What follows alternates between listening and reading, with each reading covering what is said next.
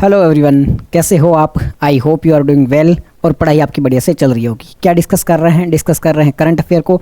Date क्या आज की? डेट है 13 जून 2026 और स्वागत है आपके आज के करंट अफेयर डिस्कशन में। चलिए डिस्कशन स्टार्ट करते हैं। चलते हमारे पहले आर्टिकल की ओर। क्या है भाई हमारा पहला आर्टिकल?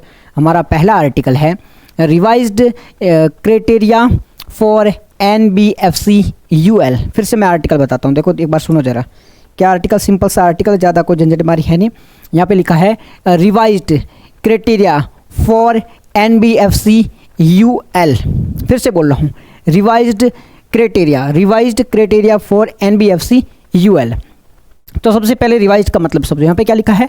रिवाइज्ड लिखा हुआ है। क्या लिखा हुआ है यहाँ पे? रिवाइज्ड। और रिवाइज्ड का मतलब क्या होता है? रिवाइज का मतलब होता है पुनरावृत्ति करना। रिवाइज का मतलब क्या होता है? पुनरावृत्ति करना। किसकी पुनरावृत्ति की गई है? NBFC के लिए। यानी जो आपकी NBFC होती है, NBFC किसी बैंक को, NBFC को सॉरी कोई संस्था है, कोई जैसे मैं हूँ, मुझे अपनी NBFC बनानी है तो उसके लिए जो पहले मापदंड थे, जो चीज़ें थी, वो चीज़ें अब चेंज कर दी गई है। तो उसके बारे में बात करना। जैसे कि अब मैं कहता हूँ मेरे को UPSC क्लियर करना है, तो मुझे UPSC क्लियर करने के लिए कौन कौन से एग्ज़ाम देने पड़ेंगे, क्या क्या चीज़ें पढ़नी पड़ेगी। तो UPSC जैसे अपना सिलेबस चेंज कर लेता है, उसी प्रकार से यहाँ पे क्या किया गया है? NBFC बनने के लिए जो चीज़ें थी वो चेंज कर दी गई है। NBFC का मतलब क्या होता है? सबसे पहले आपको NBFC का मतलब पता होना चाहिए, तभी आप चीज़ें को समझ पाओगे। N का मतलब होता है नॉन, B का मतलब होता है बैंकिंग, F का मतलब होता है फाइनेंशियल, C का मतलब होता है कंपनी। N का मतलब क्या होता है? नॉन का मतलब नहीं है। बैंकिंग का मतलब होता है बैंकिंग, यानी बैंकिंग नहीं है। ये जो NBFC है वो बैंक नहीं है, फिर भी क्या है? फाइनेंशियल कंपनी है, यानी कि बैंक नहीं है, बैंक की तरह काम नहीं कर सकती है, फिर भी ये लोन वगैरह देने का काम करती है, फिर भी ये पैसे देने का काम करती है, उसे NBFC कहा जाता है। एक कंपनी है जो कि लोन देने का काम करती है, परंतु वो क्या है? बैंक नहीं है, नॉन बैंकिंग फाइनेंशियल कंपनी, इसे NBFC कहा जाता है। यहाँ पे क्या लिखा है? UL का मतलब होता है अपर लेयर मतलब जो अमीर वाली NBFC होती है, जो बहुत ज़्यादा लोन देती है, उसे क्या कहा जाता है? UL कहा जाता है। फिर से आपको आर्टिकल क्लियर करवा रहा हूँ, सुनो। सबसे पहले न्यूज़ क्या है? न्यूज़ में हमारी NBFC, आगे क्या लिखा है? NBFC, आगे क्या लिखा है? NBFC का आगे, सॉरी एक मिनट रुकना, NBFC UL लिखा है। N का मतलब क्या होता है? नॉन, B का मतलब होता है बैंकिंग, ठीक है, F का मतलब होता है फाइनेंशियल, C का मतलब होता है कंपनी, U का मतलब होता है अपर लेयर। यानी अपर लेयर वाली जो NBFC होती है, यानी कि जो अमीर क्या बोलते हैं NBFC होती है, उसे बनाने के लिए अगर कोई व्यक्ति है जिससे अमीर NBFC बनानी है, तो उसके लिए जो क्राइटेरिया होता है, उसके लिए जो मापदंड होते हैं, उसे चेंज कर दिया गया है। क्या कर दिया गया है? उसे परिवर्तित कर दिया है। ये एक न्यूज़ थी। यहाँ पे क्या लिखा है? RBI ने NBFC की पहचान के लिए नियमों में संशोधन किया है, नियमों में परिवर्तन किया है। क्या परिवर्तन किया है? पहले तो NBFC को समझो। NBFC क्या होती है? NBFC ऐसी वित्तीय कंपनी होती है जो बैंक की तरह लोन देती है, निवेश करती है, वित्तीय सेवा देती है, लेकिन बैंक नहीं होती है। बैंक की तरह काम करती है परंतु बैंक नहीं होती है। एक क्या है? एक बंदर है, इंसान की तरह चलता है, ठीक है, खाना खाता, सब कुछ करता है, लेकिन वो ह्यूमन बीइंग, इंसान नहीं है। उसी प्रकार से ये जो NBFC होती है, ये भाई सब बैंक की तरह सारा का सारा कार्य करती है, परंतु ये बैंक नहीं होती है। ठीक है सर, बैंक की तरह सारे का सारा जो कार्य करती है, एक बैंक जो कार्य करती है वो सारा का सारा काम है वो NBFC के द्वारा किया जाता है, परंतु ये NBFC होती है वो बैंक नहीं होती है। RBI ने अब बड़े मतलब लार्ज NBFC होती है की पहचान करने के जो तरीका होता है उसे आसान बना दिया है। यानी जिन NBFC की संपत्ति 1 लाख करोड़ या उससे अधिक होगी, उसे अपर लेयर में माना जाएगा। क्या है यहाँ पे बात की गई है? यहाँ पे बात की सबसे पहले न्यूज़ क्या थी? न्यूज़ थी RBI ने क्या किया है? NBFC अपर लेयर वाली यानी बड़ी वाली NBFC है, उनकी पहचान करने के नियम क्या कर दिए हैं? आसान कर दिए हैं। आपको मैं पूछूं कि रीचा जी जरा बताना इंसान की पहचान क्या होती है? इंसान को कैसे पहचानोगे?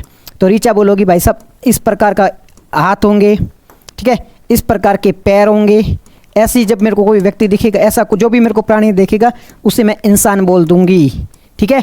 उसी प्रकार से आरबीआई ने कहा भाई आपको एनबीएफसी यूएल की पहचान करनी है, नॉन बैंकिंग फाइनेंशियल कंपनी जो अपर लेयर वाली, उसको पहचान करने क्या करना है, तो एनबीएफसी करना। अगर उसकी आप पहचान करना चाहते हो तो आरबीआई ने कहा है भाई अगर उसके पास में 1 लाख करोड़ से अधिक पैसे हैं तो वो क्या कहलाएगी, अपर लेयर वाली कहलाएगी। क्या ये हमें इन्फॉर्मेशन याद रखनी चाहिए? नहीं नहीं, ये याद रखनी है आपको। एनबीएफसी का मतलब पता होना चाहिए, बाकी 1 लाख करोड़ वगैरह ये डिटेल, इतनी बेसिक चीज़ें याद रखने की ज़रूरत नहीं है, कोई नहीं पूछेगा आपको। एनबीएफसी क्या होती है ये बात आपको पता होनी चाहिए, ये यूपीएससी है वो प्रीलिम में पूछ सकता है। एनबीएफसी इसे कंपनी अधिनियम, हमारा जो कंपनी होता है ना कंपनी, उसके नाम का एक अधिनियम बनाता। कब बनाता? 1956 में। कंपनी का अधिनियम कब बनाता? 1956 में। कब बनाता? 1956 में। कब बनाता? 1956 में। इसमें संशोधन किया गया था, 2013 में इसमें संशोधन किया जाता है। कंपनी का अधिनियम बनता है, कब बनता है? 1956 में, और 2013 में इसमें संशोधन किया जाता है और ये कंपनी अधिनियम बन जाता है। इसके तहत कार्य क्या किया जाता है? हम किसके बारे में पढ़ रहे हैं? हम पढ़ रहे हैं एनबीएफसी के बारे में। एनबीएफसी क्या होती है उसके बारे में। तो अभी हमने देखा था भाई साहब एनबीएफसी क्या है। एनबीएफसी अभी हमने देखा कि एक क्या है, एक बैंक की तरह काम करने वाली, क्या है, बैंक की तरह काम करने वाली एक वित्तीय संस्था है। बैंक की तरह कार्य करने वाली एक वित्तीय संस्था है, परंतु ये बैंक नहीं होती है। बैंक की तरह कार्य करने वाली है परंतु ये बैंक है वो नहीं है। ये हमने समझा। आगे समझा कि भाई ये कौन से एक्ट के तहत रजिस्टर होती है, कौन सा अधिनियम होता है जिसकी तहत इसे बनाई जाती है।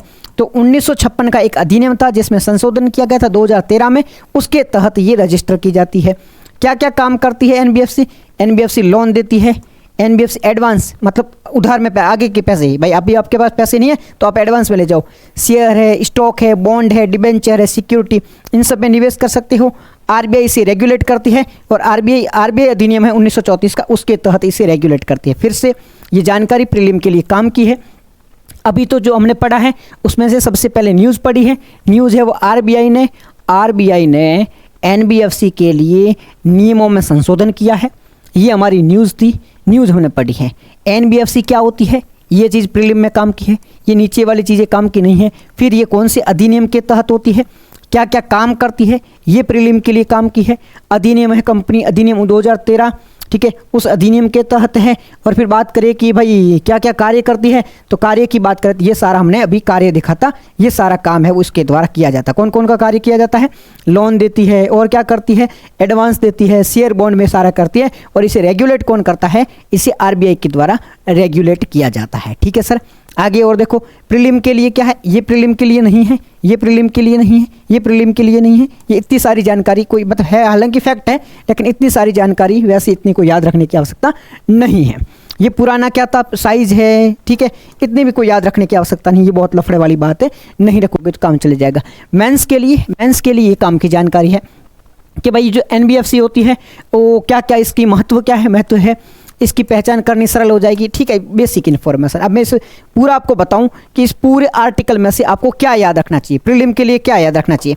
इस पूरे आर्टिकल में से अगर आपको प्रीलिम के लिए नोट्स बनाने हैं और आपको अगर काम की जानकारी चाहिए, सबसे पहले एनबीएफसी क्या होती है। एनबीएफसी क्या होती है सर? एनबीएफसी एक ऐसी वित्तीय कंपनी होती है जो बैंक की तरह कार्य करती बट बैंक नहीं होती है, ये एनबीएफसी होती है। कौन से अधिनियम के तहत है? तो इसे कंपनी अधिनियम 2013 के तहत रजिस्टर किया जाता है। ठीक है सर, एनबीएफसी क्या क्या काम कर सकती है ये आपको पता होना चाहिए। क्या काम नहीं कर सकती है, इकोनॉमी जब इसके बारे में पता है वो पता होना चाहिए। रेगुलेट कौन करता है? आरबीआई रेगुलेट करता है। बस ये जानकारी आपको प्रीलिम के लिए याद रखनी चाहिए, इतनी जानकारी है वो इनफ है। ठीक है सर, तो ये हमारा पहला आर्टिकल था। अब चलते हम दूसरे आर्टिकल के लिए। दूसरा जो हमारा आर्टिकल है वो ओमेगा ब्लॉक के बारे में है। क्या है हमारा? ओमेगा ब्लॉक से संबंधित हमारा दूसरा आर्टिकल है। ठीक है सर, समझते हैं। पश्चिमी यूरोप में, वेस्टर्न यूरोप में भीषण हीट वेव यानी कि गर्मी लू के कारण ओमेगा ब्लॉक नामक क्या है, मौसम की घटना है। मतलब देखो सर, ये आपका यूरोप है, मैं आपको बता देता हूँ, ये हमारा भारत है, ठीक है, ये भारत है पूरा पूरा। ऊपर ये चाइना आ गया है, ठीक है, ये चाइना है, यहाँ पे रसिया आ गया है, यहाँ पे हमारा क्या आ गया है, यूरोप आ गया है, ठीक है, ये इटली है, ठीक है। पश्चिमी यूरोप की बात हो रही, तो ये पूर्वी यूरोप कौन सा है? यूक्रेन वाला है, ये जो ऊपर वाला है फिनलैंड, नॉर्वे वगैरह वो है। पश्चिमी यूरोप में कौन कौन सा? यहाँ पे इटली आ गया है, यहाँ पे फ्रांस है, ठीक है, पोर्चुगस है, और यहाँ पे आपका देख सकते हैं यूके है, यहाँ पे आपका जर्मनी है। तो ये वाला यहाँ पे जर्मनी है, यहाँ पे ऑस्ट्रेलिया है। तो ये वाले जो देश है ना, ये वाले यूरोप के ये वाले देश है, इन देशों के बारे में बात हो रही है। जो पश्चिमी यूरोप का देश है इनके बारे में है वो बात हो रही है। वेस्टर्न यूरोप के जो देश है उनके बारे में बात हो रही है। तो क्या है यहाँ पे क्या हुआ है, ये तो आपने मैप देख लिया है, पश्चिमी यूरोप के देशों के बारे में बात हो रही है। घटना क्या हो रही है, तो भाई साहब पश्चिमी यूरोप के देशों में, पश्चिमी यूरोप के देशों में क्या हो रहा है यहाँ पे सर भीषण गर्मी देखने को मिल रही है। क्या देखने को मिल रही है सर, भीषण गर्मी देखने को मिल रही है। क्या देखने को मिल रही है, भीषण गर्मी, यानी कि अभी यहाँ पे 45 डिग्री सेल्सियस टेम्परेचर है वो देखने को मिल रहा है। आपने न्यूज़ में फ़ोटोज़ वगैरह देखे होंगे, ठीक है सर, मैंने एक वीडियो भी बनाया है, आप जाके देखना यूट्यूब पे, वहाँ पे आपने फ़ोटो वगैरह देखे होंगे कि रोड है वो पिघल रही है, सड़कें हैं वो पिघल रही है, साथ ही साथ गाड़ियाँ पिघल रही, मतलब ऐसी स्थिति हो गई कि लोग मरने की स्थिति में आ गए हैं। फ्रांस जैसे देश में कई लोग हैं वो गर्मी की वजह से मर गए हैं। ये घटना हमें यूरोप में देखने को मिल रही है। तो ये किसकी वजह से देखने, ऐसी क्या हुआ है यूरोप में जिसकी वजह से ये घटना देखने को मिल रही है। तो यहाँ पे कहा जा रहा है ओमेगा नामक एक मौसम की घटना होती है, ओमेगा नामक एक मौसम की घटना होती है, उसकी वजह से ये हमें घटना है वो देखने को मिल रही है। तो ये ओमेगा घटना क्या है, ये यूपीएससी प्रीलिम में घटना है वो काम की हो जाती है। सबसे पहले बात करते हैं ओमेगा ब्लॉक होता क्या है। ओमेगा एक ये इसे कहते हैं ओमेगा, इस प्रकार का आपने पढ़ा होगा है ना फिजिक्स केमिस्ट्री में, केमिस्ट्री में नहीं, फिजिक्स में ऐसा पढ़ा होगा। ये क्या है, ओमेगा, ओमेगा जैसे दिखने वाला एक मौसम ये घटना है, इस प्रकार से दिखता है, ऐसी घटना होती है, इसे ओमेगा कहा जाता है। तो सबसे पहले ओमेगा एक आपने ग्रीक भाषा का शब्द जो फिजिक्स में आपने देखा होगा ऐसे इस प्रकार का होता है, तो ये आपका है। उसके बाद में वेदर ब्लॉक क्या होता है, ऐसा उच्च वायु दाब, हाई प्रेशर, समझा तो ठीक है, ऐसा हाई प्रेशर जो क्षेत्र को लंबे समय तक एक ही स्थान पर बना रहता है, ऐसा वायु दाब है जो एक क्षेत्र में लंबे समय तक एक ही स्थान पर बना रहता है। सामान्य पूर्व से पश्चिम, वेस्ट से ईस्ट की ओर चलने वाला मौसमी तंत्र को रोक देता है, ठीक है। कैसे बनता है, बीच में हाई प्रेशर और दोनों तरफ लो प्रेशर बनता है। गर्मी क्यों बढ़ती भाई, इससे गर्म हवा ऊपर नहीं हो पाती है, जो हवा होती है सतह के पास फंस जाती है, हवा दबने से अधिक गर्म हो जाती है। अन्य प्रभाव, बादल नहीं बनते, वर्षा नहीं होती, लगातार तेज धूप रहती है और हीट वेव हो लंबे समय तक रहती है। समझाता हूँ पूरे क्या है भाई साहब, इस मैप को देखो, ये क्या है, ये यूरोप है, ठीक है। सामान्यतः इस प्रकार से हवा चल रही है, ये देखो हवा चल रही है, इस प्रकार से हवा चलती है यूरोप में, ठीक है सर। तो ये हवा ऐसे ऐसे चलती रहती, ठीक है। अगर ये हवा चलती रहेगी तो यूरोप में क्या होगा, सर्दी रहेगी, कोई नॉर्मल रहता है, कोई दिक्कत नहीं होने वाली, नॉर्मल परिस्थितियाँ यहाँ पे रहती, कोई सीन क्रिएट नहीं होने वाला है। लेकिन अब यहाँ पे क्या हो रहा है, यहाँ पे देखो, ये क्या है, लो प्रेशर है, ये क्या है, लो प्रेशर है, बीच में क्या है, हाई प्रेशर है। हाई प्रेशर का मतलब क्या होता है, जहाँ पर भी हाई प्रेशर है मतलब वहाँ पे क्या है, वहाँ पे है वो ठंड है।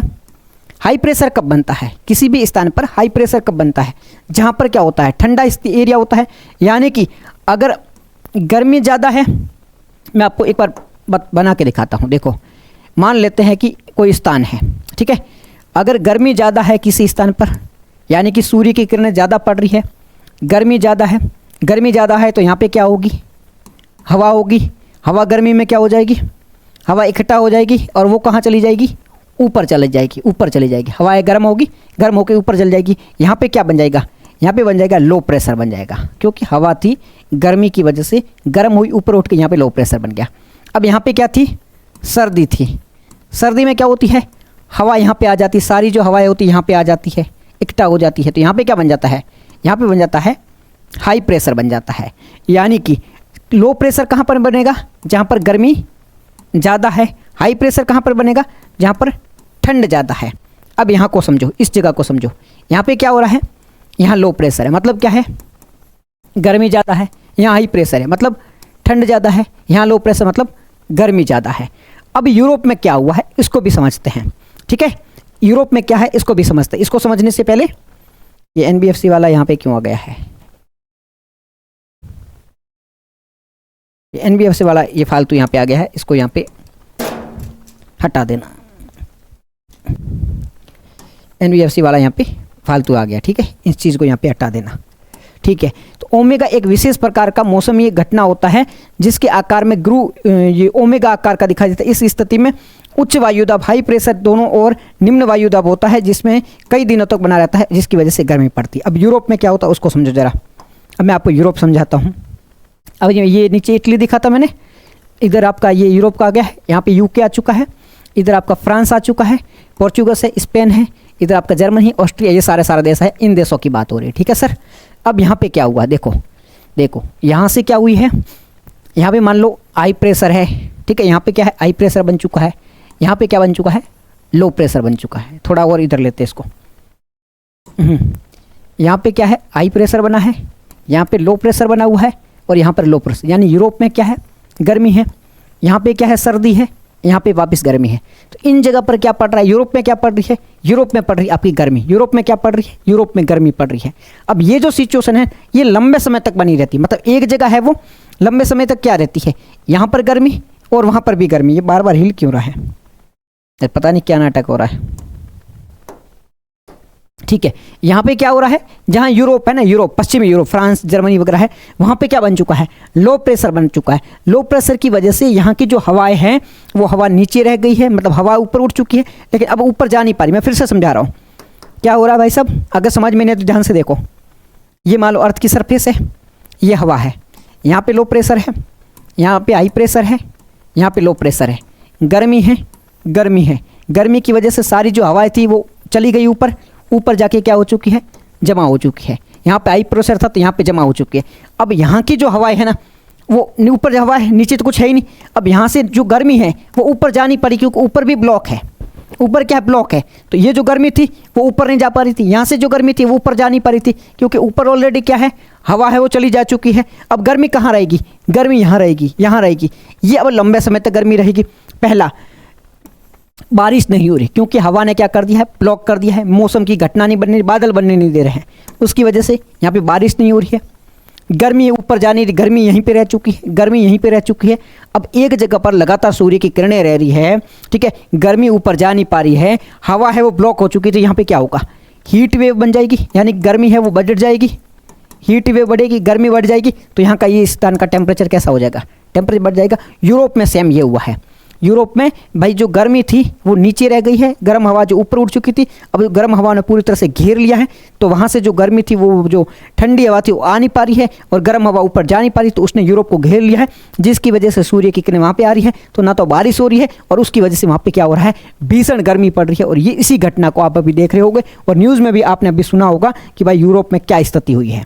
और यही आपका क्या है, ओमेगा है। तो यहाँ पे क्वेश्चन भी पूछा, ओमेगा क्या होता है, उच्च एवं निम्न वायु दाब से बनने वाला मौसमी पैटर्न। यूपीएससी पूछ सकती है ओमेगा ब्लॉक के बारे में कि ओमेगा ब्लॉक क्या होता है। यूपीएससी डेफिनेटली इसके बारे में पूछ सकती है कि ओमेगा ब्लॉक है वो क्या होता है।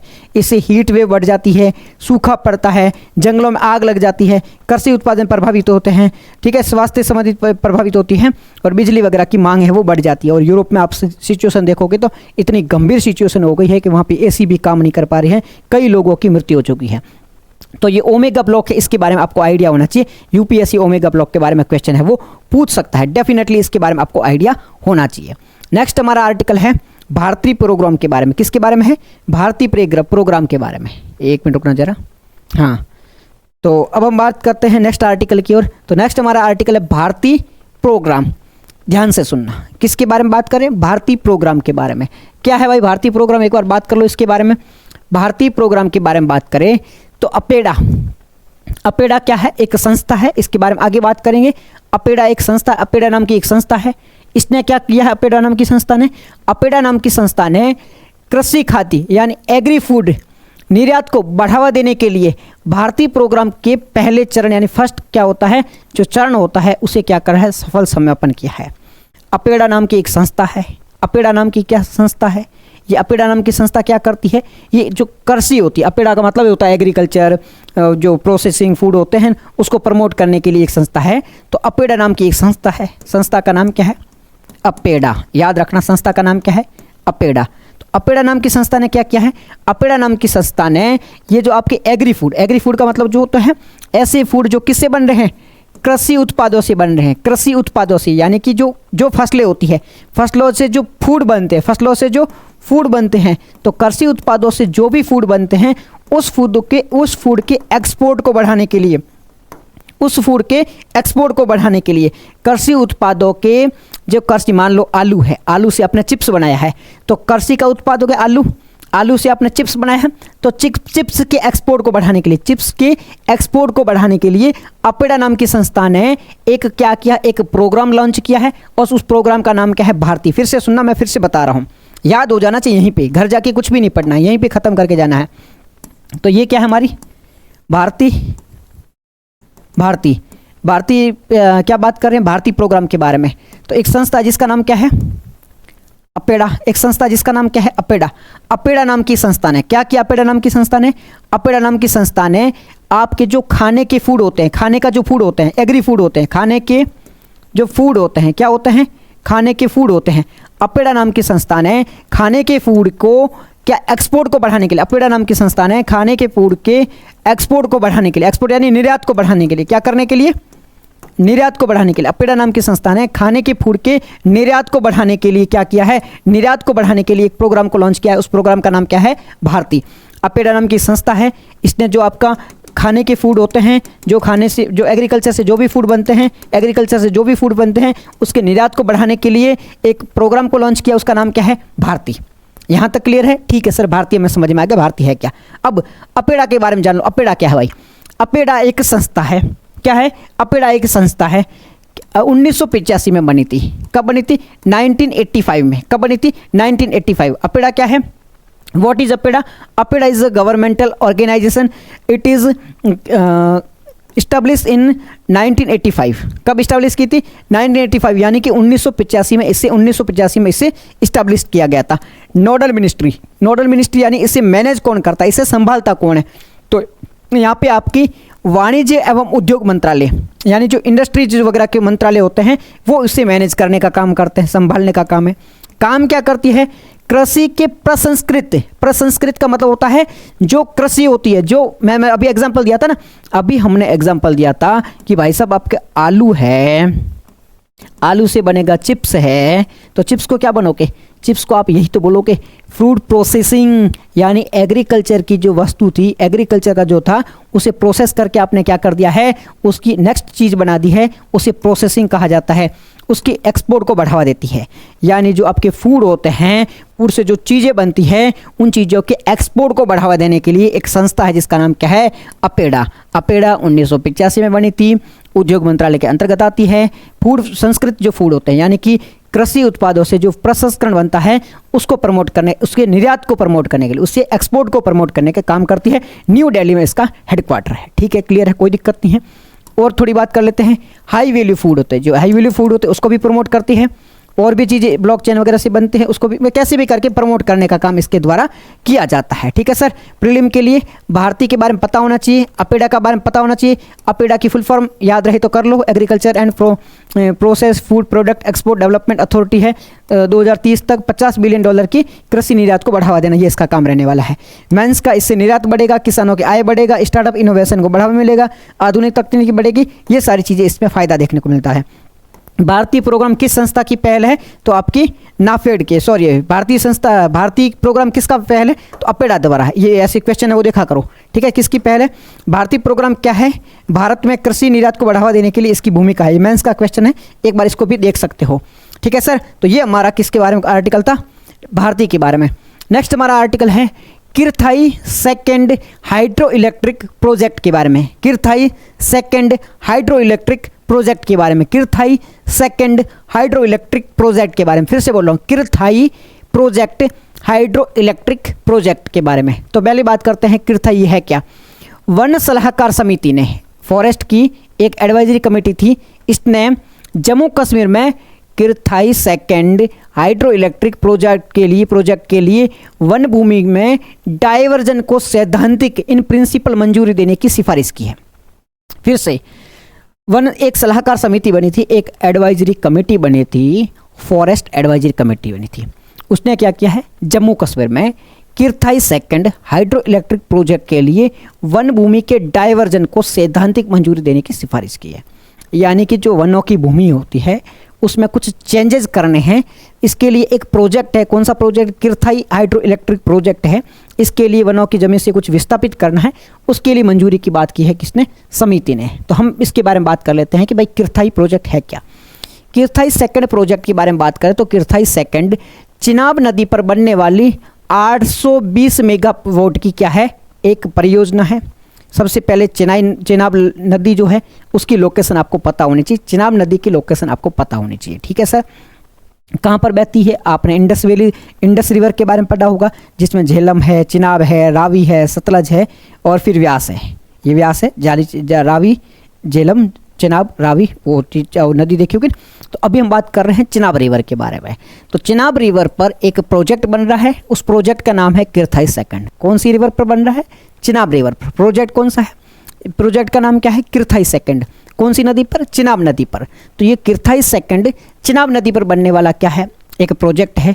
यह run of the river project है। रन ऑफ द रिवर का मतलब होता है बहती हुई नदी पर बनने वाला एक प्रोजेक्ट है, जिसमें नदी के प्राकृतिक बहाव से बिजली बनाई जाती है। नदी बह रही है, उसके बहाव से, ये देखो नदी बहती बहती आ रही है, यहाँ पे वो लगाया जाता है, उससे क्या बनाई जाती है, बिजली बनाई जाती है। बड़े बड़े रिजर्वर की आवश्यकता नहीं होती है, बड़े बड़े बांध बनाने की आवश्यकता नहीं, बहती नदी से बनाया जाता है। ये सिंधु नदी के इंडस वाटर ट्रीटी के निलंबन के बाद में मंजूरी पाने वाली तीसरी परियोजना हुई है। हमने आपको पता है ऑपरेशन सिंदूर हुआ था, यानी पाकिस्तान के द्वारा बालाकोट में अटैक किया गया, सॉरी बालाकोट में नहीं, वहाँ पे अटैक किया गया था पहलगाम में। उसके बाद में क्या हुआ था, हमारे ऑपरेशन सिंदूर लॉन्च किया था और उसके बाद में हमने जो हमारी इंडस वाटर ट्रीटी पाकिस्तान के साथ में उसका निलंबन कर दिया था, उसे रोक दिया था। और उसके बाद भारत सरकार के द्वारा अलग अलग प्रोजेक्ट चलाए गए थे, उसमें से किरथाई सेकंड है, वो चिनाब नदी पर बनने वाला एक प्रोजेक्ट है। और इसमें क्या होगा, चिनाब नदी पर जो बहता हुआ जल है वहाँ से हम क्या करेंगे, इलेक्ट्रिसिटी बनाने का काम करेंगे, ठीक है सर, ओके। तो ये कहाँ पर बनेगा, जम्मू कश्मीर में। कौन सी नदी पर, चिनाब नदी पर। रन ऑफ द रिवर वाला प्रोजेक्ट है, यानी बहती हुई नदी पर हम बनाने का काम करेंगे। ये चीज़ें याद रखने की आवश्यकता नहीं है, ठीक है। सिंधु नदी वाले में तो कौन कौन से बने हैं, एक सवालकोट है, एक दुलहस्ती सेकंड है, एक किरथाई सेकंड है। यानी कि जो हमारी इंडस रिवर ट्रीटी थी उसका निलंबन हुआ था, उसके बाद में एक तो हमने सावलकोट बनाया था, एक क्या बनाया था, एक हमने दुलहस्ती बनाया था, एक किरथाई सेकंड। 3 प्रोजेक्ट टोटल हमने बनाया है। रन ऑफ द रिवर क्या होता है, रन ऑफ द रिवर का मतलब होता है बहती नदी पे जो बनता है उसे रन ऑफ द रिवर है। यहाँ पे क्वेश्चन क्या पूछा है, किरथाई सेकंड है वो किस नदी पे बन रहा है, तो चिनाब नदी पर बन रहा है। मेंस के लिए क्या हो सकता है, रन ऑफ द रिवर जल विद्युत परियोजना क्या है, किरथाई सेकंड परियोजना का महत्व संक्षेप में बता सकते हो। तो ये पूरा आर्टिकल उसे कॉपी पेस्ट कर सकते हो। ये हमारा आर्टिकल था वो किरथाई सेकंड हाइड्रो इलेक्ट्रिक प्रोजेक्ट के बारे में था, ठीक है सर। नेक्स्ट आर्टिकल की ओर चलते हैं। नेक्स्ट हमारा आर्टिकल है UNGA political declaration on HIV AIDS के बारे में। UNGA, उंगा मतलब क्या होता है, उंगा का मतलब है UNGA यानी यूनाइटेड नेशन जनरल असेंबली। क्या मतलब इसका, उंगा का मतलब है यू का मतलब होता है यूनाइटेड नेशन, यू का मतलब यूनाइटेड, एन का मतलब नेशनल, जी का मतलब जनरल, ए का मतलब होता है असेंबली। यानी कि UN है ना भाई, UN, ये आपका UN है। UN के कितने अंग हैं, 6 अंग है, जिसमें से एक है भाई यूनाइटेड नेशन जनरल असेंबली, आपका यूनाइटेड नेशन सिक्योरिटी काउंसिल जो पूरे देशों को वीटो मिला हुआ है, तो उसमें से एक है United nation general assembly. General assembly ने क्या किया है, पॉलिटिकल डिक्लेरेशन किया है, एक राजनीतिक क्या क्या है, घोषणा की है। किस पर, HIV एड्स पर। HIV एड्स पर क्या किया, इसने एक घोषणा की है। न्यूज़ क्या है, यूनाइटेड नेशन जनरल असेंबली ने 2030 तक HIV एड्स को सार्वजनिक रूप से समाप्त करने के उद्देश्य से एक डिक्लेरेशन, एक घोषणा को अपनाया है। ये तो न्यूज़ थी, ठीक है सर। आसान भाषा में बात करें, ये घोषणा है वो दुनिया भर से HIV एड्स को ख़त्म करने के लिए, नियंत्रित करने के लिए काम करेगी। घोषणा के मुख्य बिंदु क्या है, 95% लोग हैं, HIV की स्टेटस की जानकारी होगी, लोगों का उपचार किया जाएगा। नहीं याद रखना, इतने डेटा याद रखने की आवश्यकता नहीं है। यूनिवर्सल हेल्थ कवरेज नहीं याद रखना कुछ भी। आपको बस इसमें से अगर किसी को याद करना है ना, तो HIV क्या होता है ये प्रीलिम के लिए याद करना है। इतना डेटा याद करने की आवश्यकता नहीं है। अगर आपको डेटा यहाँ पे याद रखना है तो वो किसके बारे में याद रखना है, प्रीलिम में HIV क्या होता है। HIV ह्यूमन इम्यूनोडेफिशिएंसी वायरस, यानी ये मानव शरीर की प्रतिरक्षा प्रणाली पर हमला करने वाला एक वायरस है। यानी कि जो हमारा शरीर है, शरीर में क्या होता है, प्रतिरक्षा तंत्र होता है जो हमें बचाता है, बीमारियों से बचाता है। तो ये जो वायरस है वो क्या करता है, जो हमारी इम्यूनो सिस्टम होता है उसमें डेफिशिएंसी लेती है, उसे इम्यूनो सिस्टम होता है उसमें डेफिशिएंसी लाता है और उसे ख़त्म कर देता है, जिसकी वजह से हमारे शरीर में रोग प्रतिरोधक क्षमता होती है वो ख़त्म हो जाती है और हम लड़ने की स्थिति में नहीं होता हमारा शरीर, जिसकी वजह से नुकसान होता है। तो ये HIV होता है। एड्स क्या है, एक्वायर्ड इम्यूनोडेफिशिएंसी सिंड्रोम यानी HIV संक्रमण की अंतिम अवस्था होती है, यहाँ पर मरने की अवस्था होती है। ठीक है सर, तो ये HIV के बारे में जानकारी। बाकी कुछ जानकारी रखनी चाहिए, याद नहीं रखनी चाहिए। यहाँ पे कोई जानकारी प्रीलिम के लिए और मेंस के लिए भी नहीं बैठती जो हमें याद रखनी चाहिए। नेक्स्ट हमारा आर्टिकल है जीरो FIR के बारे में। क्या है भाई जीरो FIR? प्रधानमंत्री ने 52वीं 52nd प्रगति बैठक में राज्यों से साइबर अपराध के मामलों में E0 FIR लागू करने का आग्रह किया है। प्रधानमंत्री की ई प्रगति एक बैठक होती है, ई प्रगति में अलग अलग मंत्री वगैरह से मिलते हैं प्रधानमंत्री। उन्होंने कहा है कि E0 FIR को क्या करो, लागू करो। सबसे पहले E0 FIR होता क्या है? E0 FIR एक डिजिटल व्यवस्था है जिसके तहत यदि किसी व्यक्ति के साथ में ऑनलाइन वित्तीय धोखाधड़ी होती है तो उसकी शिकायत आप जीरो FIR में बदल जाती है। ई का मतलब होता है ऑनलाइन, इलेक्ट्रिक, ठीक है, ऑनलाइन माध्यम में आप उसकी क्या कर सकते हो, धोखाधड़ी की शिकायत कर सकते हो जीरो FIR ऑनलाइन माध्यम से। इसकी कार्रवाई जल्दी शुरू हो जाती है और अपराधी के पैसे रोकने की संभावना है वो बढ़ जाती है। समझाता हूँ जीरो FIR क्या होता है, E0 FIR क्या होता है। मान लो ये हमारी क्या है, ये हमारी तन्वी जी है, ठीक है, या फिर ममता जी मान लेते हैं। अब क्या किया ममता जी ने? ममता जी के साथ में क्या हो चुका है? फ्रॉड हो चुका है। क्या हो चुका है? स्कैम हो चुका है। ठीक है भाई साहब, अब स्कैम हो चुका है। दो प्रकार का होता है। यहाँ पे एक क्या लिखा है, E0 FIR लिखा है, एक लिए होता है जीरो FIR। दोनों का मतलब समझो, एक जीरो FIR क्या होता है, E0 FIR क्या होता है, दोनों को समझते हैं। सबसे पहले बात करते हैं जीरो FIR की। ममता जी के साथ में कुछ गलत हो गया है, कुछ मार पिटाई जो भी हो गया है, कुछ हुआ है, ममता जी को FIR करना है। ममता जी मान लो कहाँ रहती है, राजस्थान में रहती है, जयपुर में। जयपुर में ममता जी कहाँ जाएगी, भागते भागते थाने में जाएगी। थाने को बोलेगी हमारी क्या करो, FIR लॉन्च करो। थाना बोलेगा मैं नहीं करूँगा, मेरे थाने में तो आप आते ही नहीं हो, दूसरे थाने में जाओ। जयपुर में मालवीय नगर थाने में जाओ, मालवीय नगर बोलेगा नहीं हमारे थाने में, या विद्याधर नगर जाओ, विद्याधर नगर बोलेगा नहीं हमारे थाने में नहीं, अलग अलग जगह को। ममता जी को क्या करना पड़ेगा है, धक्का खाना पड़ रहा है। क्या करना है, अलग अलग जगह पे जाना पड़ रहा है। अब ये तो क्या होगा, सामान्य परिस्थिति हो चुकी है। ठीक है, सामान्य परिस्थिति हो चुकी है। अब दूसरी परिस्थिति को समझे। दूसरी परिस्थिति क्या है? दूसरी परिस्थिति है जीरो FIR। जीरो FIR में क्या होता है, मान लो ममता जी है, कहाँ रहती है, प्रयागराज में रहती है, यूपी में एक जगह है प्रयागराज, वहाँ रहती है। ममता जी के साथ में क्या हुआ, गलत हो गया है। और ममता जी को एग्जाम्पल के लिए मान लेते हैं प्रयागराज का कोई A नाम का एरिया था, वहाँ पे गलत हुआ है। अब ममता जी कहाँ जा रही है, अभी B नाम के एरिया में जा रही है, यहाँ पे भी जाके FIR कर सकते हैं। सिंपल भाषा में समझो। आप अब कहाँ रह रहे हो, एग्जाम्पल के लिए मान लेते हैं आप जयपुर में रह रहे हो, ठीक है।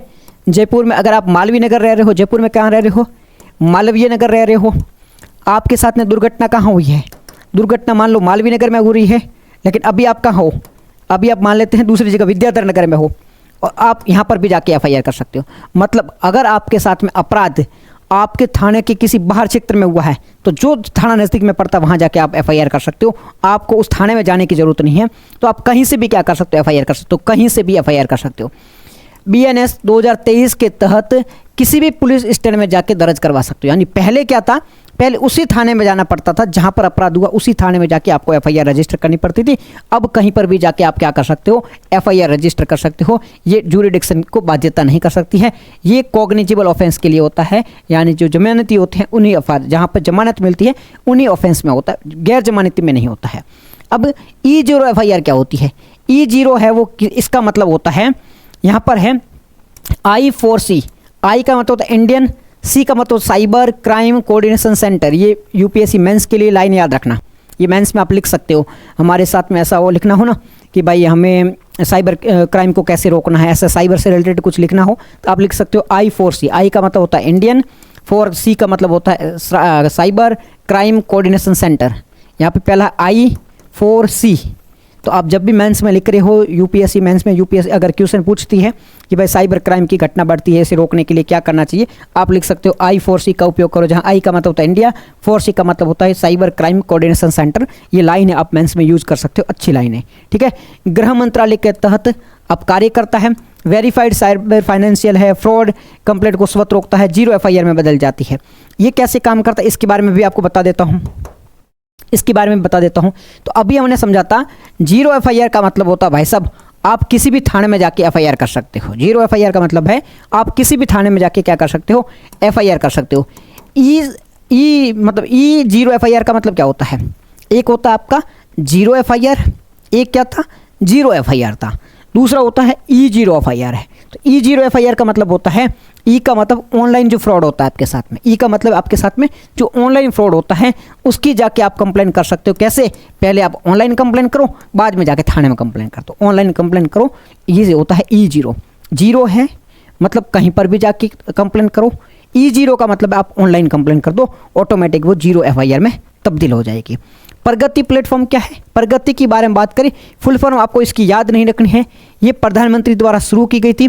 इसका उद्देश्य से जो भी योजना चलाई जा रही है उसकी निगरानी रखना, जो भी शिकायतें हैं उनका निवारण करना, केंद्र और राज्यों के बीच में क्या करना है? समन्वय स्थापित करना है।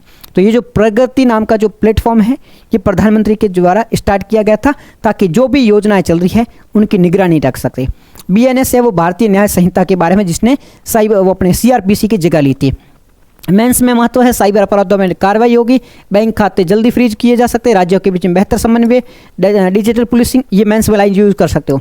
डिजिटल पुलिसिंग को बढ़ावा मिलेगा, ठीक है, डिजिटल पुलिसिंग को बढ़ावा मिलेगा, नागरिकों का विश्वास बढ़ता है, सिंपल लाइन है। चैलेंज क्या है? डिजिटल इंफ्रास्ट्रक्चर की कमी है, पुलिस को प्रशिक्षण देना पड़ेगा, साइबर जागरूकता अभाव है, अलग अलग तकनीकी क्षमता है। प्रीलिम के लिए ये क्वेश्चन है पूछा गया, E0 FIR किस संस्था की पहल है? तो आप लिख सकते हो किस संस्था की पहल है? I4C, यानी इस संस्था के तहत चलाई जा रही है। और संस्था कौन सी है? प्रगति संस्था के द्वारा, यानी ये जो संस्था उसके द्वारा चलाई जा रही है। कैसे काम करती है? आप ऑनलाइन कंप्लेन करो और उसके बाद में 0 FIR में तब्दील हो जाएगी। ये मेंस के लिए हो जाता। तो आज की जो हमारी डिस्कशन थी उसमें इतने ही काम के आर्टिकल थे। कल और आज के दोनों आर्टिकल देखे हमने। Thank you so much everyone for joining the session. फिर मिलते हैं कल एक नए लेक्चर के साथ में, तब तक पढ़ाई करते रहो, एंजॉय करो। Thank you so much everyone, bye.